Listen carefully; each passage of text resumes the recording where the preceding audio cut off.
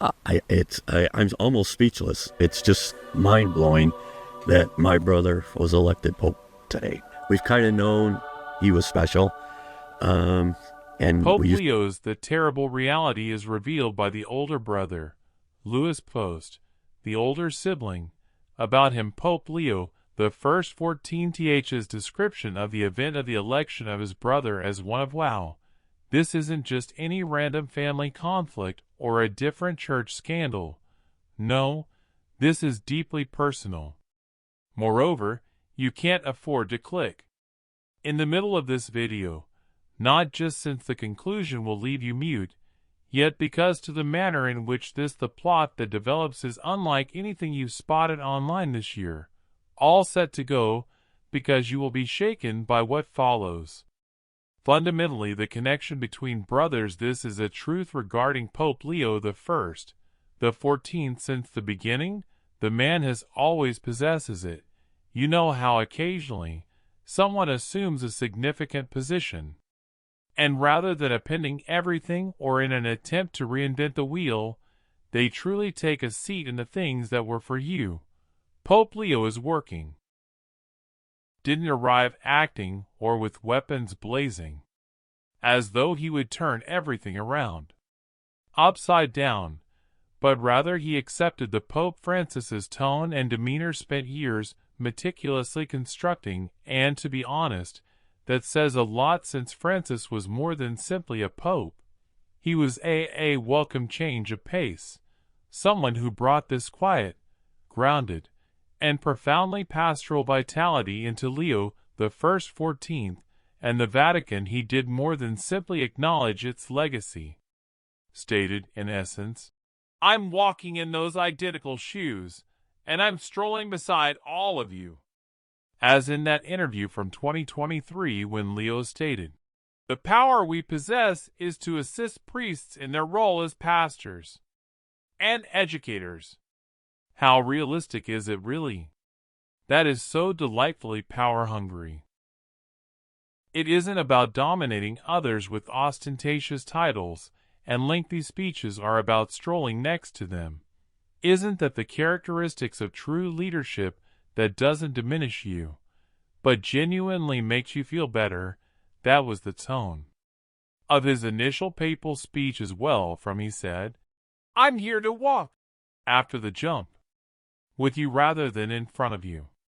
That entire notion of traveling with the inhabitants of that is so profoundly Francis, and Leo's assuming that responsibility without a beat. The secret that defines a brother.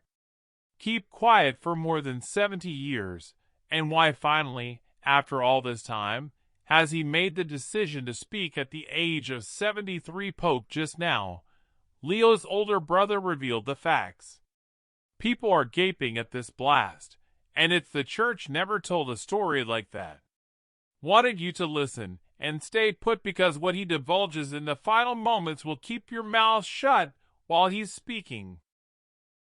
First Mass as Pope, during which the entire with everyone watching, he proceeded, and gave the most sincere homage to Pope Francis, does not appear to be acting in a courteous manner toward me, but in that genuine warmth that elicits feelings of like this guy is sincere when he reminded everyone of what we learned from Francis.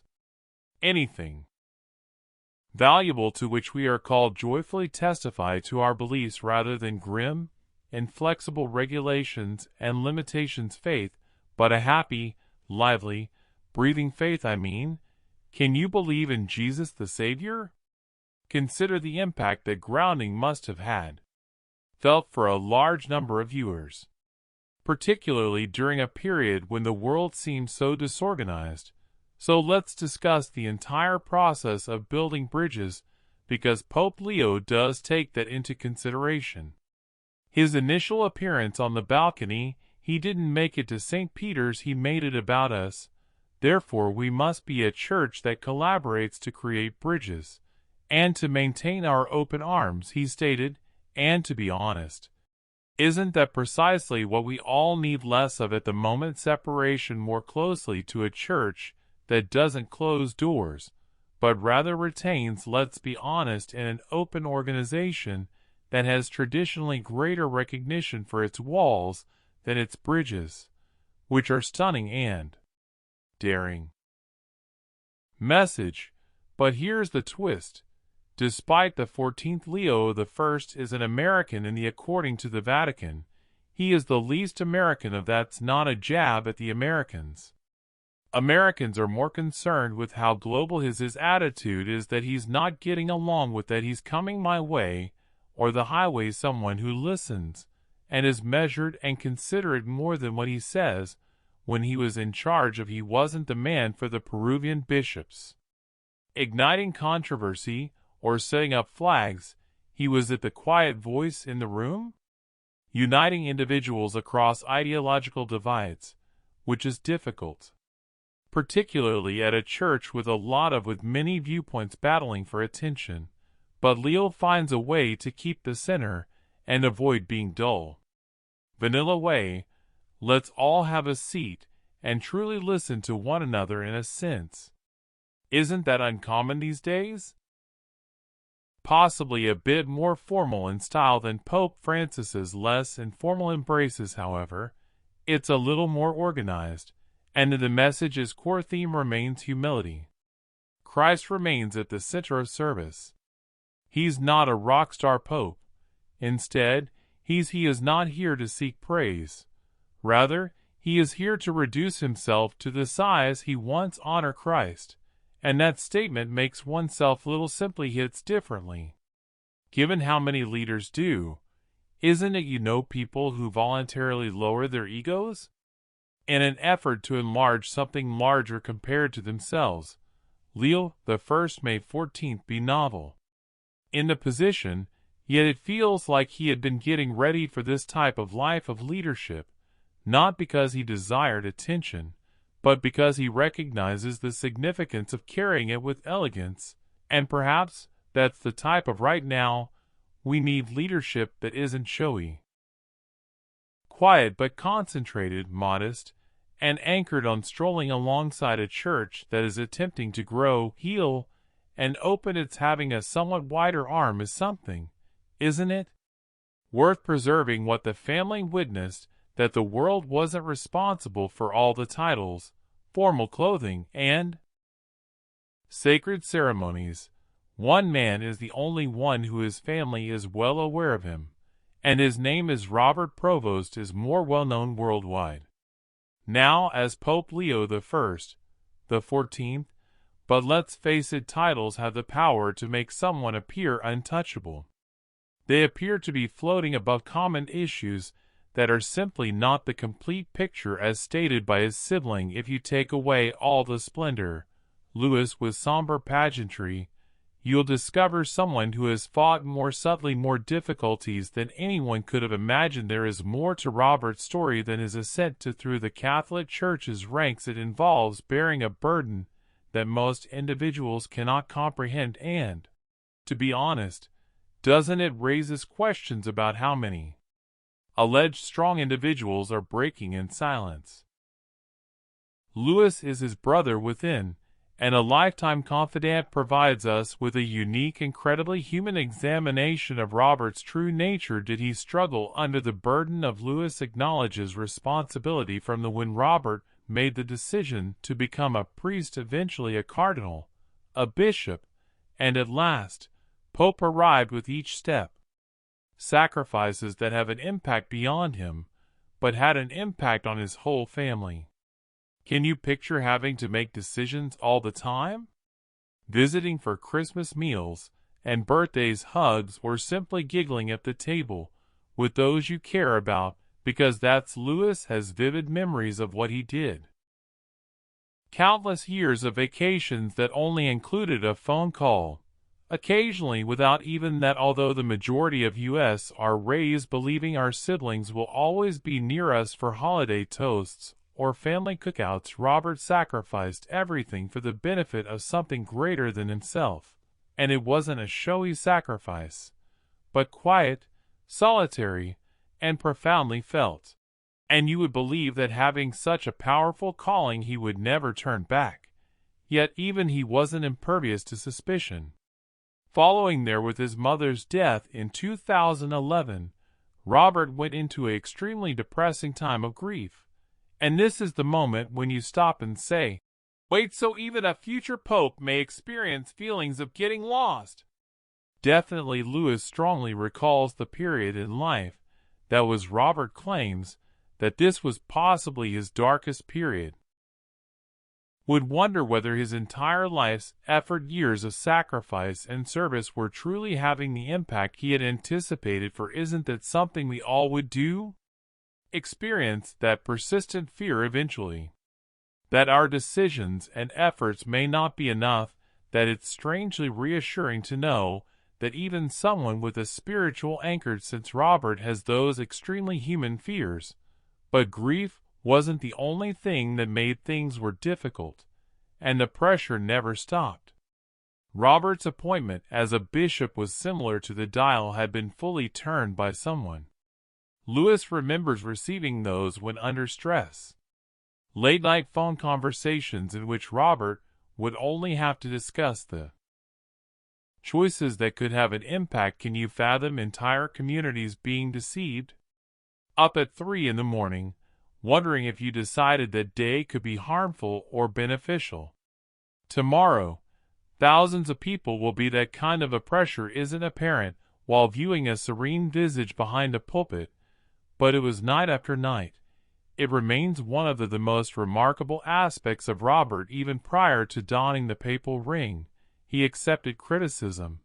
And let's be truthful, in religious leadership, criticism is not only typical, but consistent. In the past, when he was just beginning his career, as in he was a big push for an Augustinian priest. Return for the modifications he desired. Some people weren't merely in disagreement. They were upset, but Robert didn't clap. Back then, I never publicly called anybody out. Instead, he'd do something that hardly anyone would do. Does he invite them to meet again? With him in private, in person, no realistic defensiveness without conceit discussion. Who does that now? Genuinely spends time listening when they're receiving criticism for their capacity to keep the person and the problem apart. Lewis claims that it became his signature move. Despite being personally targeted, he keeps the person and the criticism apart. That requires emotional development that the majority of us are still learning. Even in our regular interactions, at one point, Robert said to his brother, I can oppose someone's viewpoint without doubting their own value. How welcome that is in a world where people get terminated for sending a tweet or unfriended due to a divergent opinion. This individual is a leader with comprehension rather than ego, and other things. He never pretended to have all the responses in spite of all the titles, and Robert was never too arrogant to accept praise for seek advice. He had his network of dependable mentors, the type of individuals who might examine him, mentor him, and assist him. Remain grounded because, let's be honest, ascending any ladder, but particularly one that's severe enough to meddle with a church hierarchy with your practical sense, but Robert constantly made an attempt to remain based on relationships, based on humility that were important, and in the counsel of those who have traveled comparable routes. So when it's simple to think of Pope Leo the 14th view, the calm man's public persona in white gives hundreds of people optimism, but Lewis is the reason we have stuff. A side of the actual man is more important. A man who missed behind the title, a man who wept during innumerable family dinners alone after his mother passed away, a man who questioned everything, including himself.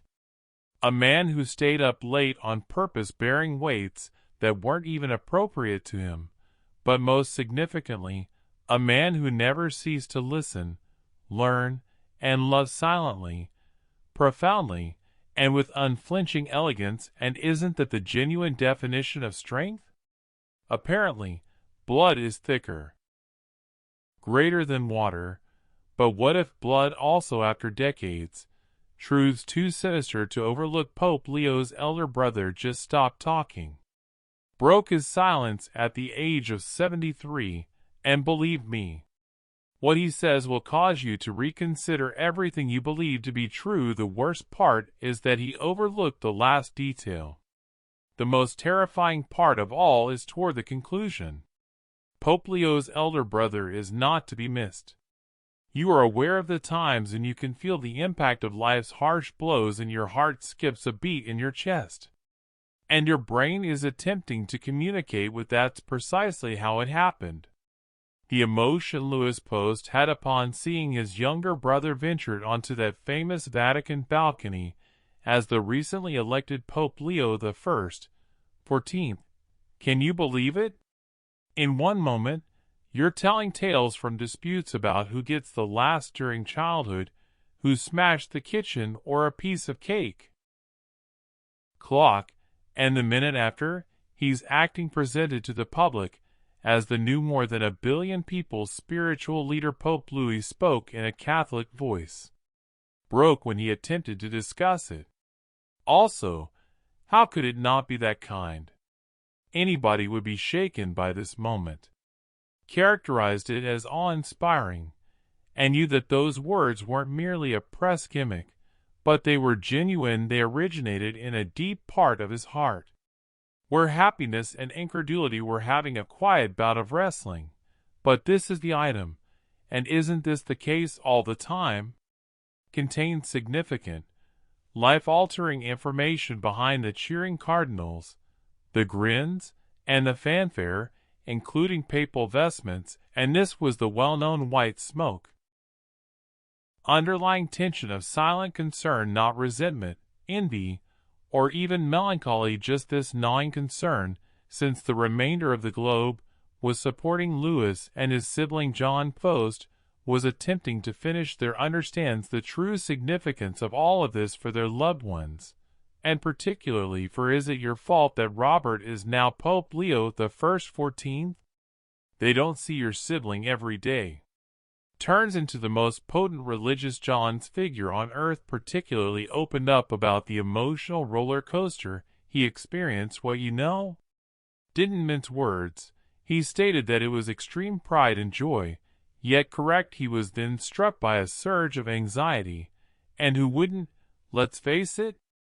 Not only was this a promotion, but it was also a John couldn't resist the urge to I wonder how Robert will actually bear this load, because, let's be honest, being Pope involves more than just grinning, and leading is the key to waving from balconies. A worldwide church that is dealing with some severe storms at the moment, and John observes that, as he stated explicitly, it's an enormous burden that is turning into he's getting fatter every day and isn't